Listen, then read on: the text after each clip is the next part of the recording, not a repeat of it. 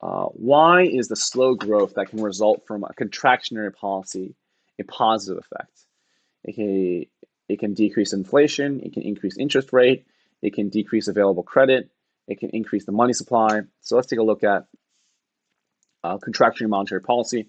So this is something we talked about last time, but we have our short run aggregate supply and a long run aggregate supply. So long run aggregate supply, short run aggregate supply, aggregate demand, your equilibrium.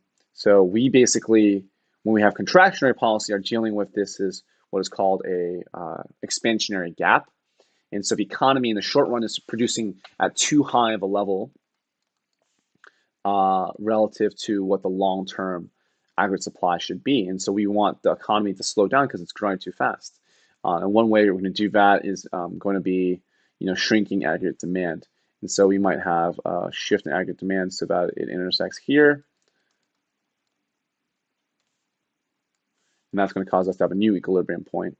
What we can see here as a side effect, though, of doing that is we've reduced output. We've also reduced prices, right? Price used to be at P1, now it's at P2. There's a reduction in price. And that's one of the effects of contractionary fiscal policy or contractionary policy. And that effect is to decrease inflation, right? Because we see price levels are actually going from P1 to P2, and we're decreasing back to the long run aggregate supply curve. So that's going to be a decrease in inflation, and that's something that's going to happen when we're dealing with contractionary policy. Let's take a look at the answer choice provided by the previous tutor.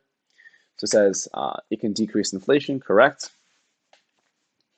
And it says a contractionary fiscal or monetary policy is adopted to control the effects of rising inflation in the economy by reducing the level of aggregate demand.